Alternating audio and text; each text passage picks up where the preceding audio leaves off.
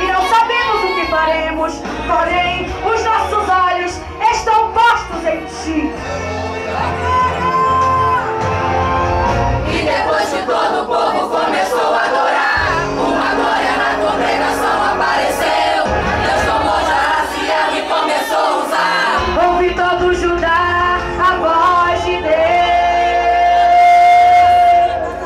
E disse Jaziel: dai ouvido todo Judá e vós moradores de Jerusalém, e tu, ó rei Josafá, assim diz o Senhor: não temais e nem vos assusteis por causa desta grande multidão, porque a peleja não é vossa, senão de Deus.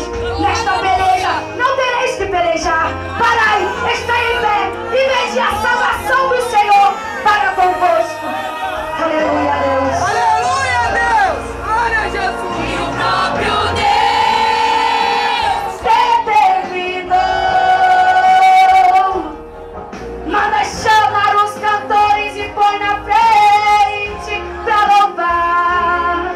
Manda guardar todas as almas, eu vou agir diferente. O vosso trabalho hoje é adorar. Enquanto louvar, Deus